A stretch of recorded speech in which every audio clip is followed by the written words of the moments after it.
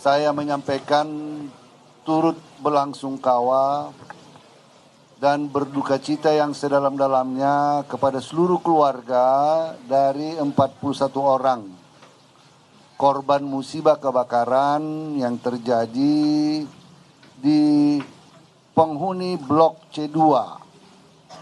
Ya, penghuni Blok C2 Lapas Kelas 1 Tangerang. Saya tadi sudah bertemu dengan 2 orang keluarga secara langsung menyampaikan berlangsungkawa. Saya memanggil mewakili keluarga untuk berbicara dengan mereka, menyatakan ungkapan rasa berlangsungkawa kami. Yang pertama perlu saya sampaikan dulu kondisi lapasnya. Lapas Kelas 1 Tangerang ini dibangun tahun 1972. Jadi sudah 42 tahun. Sejak itu kita tidak memperbaiki instalasi listriknya. Ada penambahan daya tetapi instalasi listriknya masih tetap. Nah, dugaan sementara seperti yang disampaikan Pak Kapolda tadi adalah karena persoalan listrik arus pendek. Karena arus pendek. Namun demikian, sekarang Puslap Porvoli, Dirkrimum Polda Banten, Polda Metro Jaya sedang meneliti sebab musabab dari kebakaran tersebut.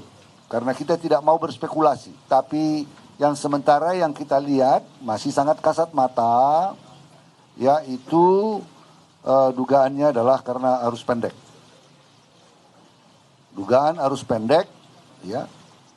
Nah, Lapas Tangerang ini over kapasitas 400%. Penghuni ada 2072 orang. Ya. Nah, yang terbakar ini adalah blok C2. Jadi itu model pavilion. Di dalam satu blok itu ada beberapa kamar-kamar, ya, yang terkunci. Ya, ada beberapa kamar-kamar yang terkunci, ya. Nah, terjadi kebakaran, ya, jam 1.45. Petugas pengawas dari atas melihat kondisi itu terjadi api, langsung menelepon kepada kepala pengamanan di sini, langsung menelepon pemadam kebakaran. 13 menit kemudian saya sudah ditemukan tadi dan 13 menit sesudah ditelepon pemadam kebakaran, 12 pemadam kebakaran datang. Untuk itu saya mengucapkan terima kasih kepada Pemkot Tangerang, khususnya pemadam kebakaran yang sangat cepat dan responsif untuk memadamkan kebakaran. Tidak sampai 1,5 jam kebakaran dapat dipadamkan. Yang berikutnya perlu saya sampaikan bahwa oleh karena api yang cepat membesar, beberapa kamar tidak sempat dibuka. Tidak sempat dibuka karena api yang sudah begitu cepatnya. Tentu kalian bertanya, mengapa dikunci? Memang protapnya lapas itu, protapnya harus dikunci. Kalau nggak dikunci, ya itu nanti melanggar protap. Ya, melanggar protap. Maka ketika diketahui, langsung mungkin pengawas melihat dari atas sesudah ditemukan gelombang api mungkin sudah menyebar. Ya. Maka disitulah korban yang kita temukan, yang selamat 81. Yang korban 40 meninggal di tempat, 1 OTW ke rumah sakit, dalam perjalanan ke rumah sakit.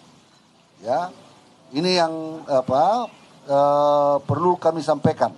Ya, jadi yang dirujuk ke rumah sakit Tangerang ada 8 orang.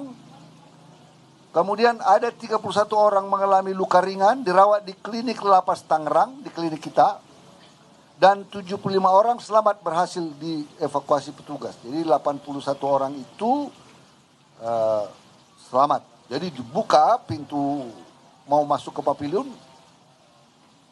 buka kamar-kamar yang sempat dibuka, itulah yang berhasil diselamatkan. Tetapi beberapa kamar karena sudah tidak memungkinkan lagi api, tidak sanggup lagi, petugas tidak mampu lagi menerjang api. Ya, kita pertama mencoba memadamkan dengan alat yang ada sama kita. Apa namanya alat? Upper. Ya, tetapi kan tidak cukup karena sudah sangat besar. Maka dengan demikian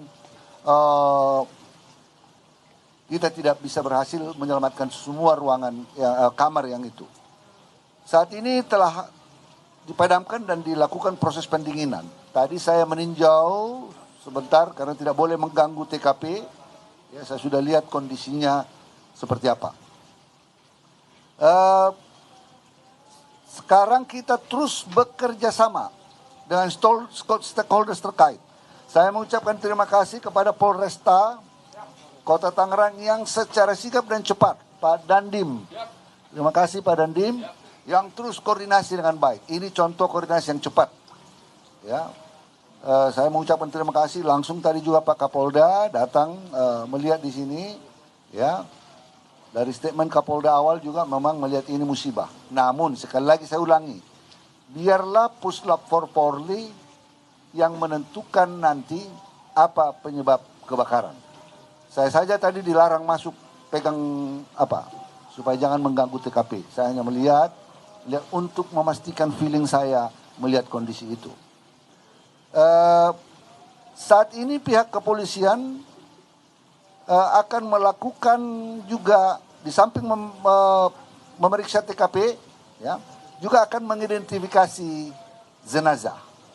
Inafis Mabes Polri ya akan melakukan itu. Jadi jenazah sudah dikirimkan ke Inafis ke Rumah Sakit Polri untuk identifikasi. Untuk itu kami harapkan keluarga kiranya dapat bekerja sama dengan Inafis Polri untuk menentukan nanti jenazah mungkin harus melalui DNA. Ya, karena kondisi jenazah mohon maaf sudah sulit dikenali. Informasi yang lebih pas, tidak berspekulasi. Ini ya ada 2 orang warga negara asing. 1 warga negara Portugal dan 1 warga negara Afrika Selatan. Kami sudah bekerja sama dengan Kemlu dan juga kedutaan besar dan konsuler daripada negara yang bersangkutan. Nanti kita tentukan bagaimana penghubungan kepada keluarga mereka, di mana dimakamkan dan lain-lain itu nanti tim 3 akan melakukan itu bersama karena ini menyangkut negara lain, warga negara lain.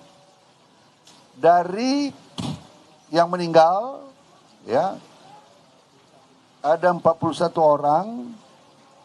Mohon maaf, 1 tindak pidana pembunuhan, 1 tindak pidana terorisme, ya, dan lainnya tindak pidana narkoba. Ya, lainnya tindak pidana narkoba.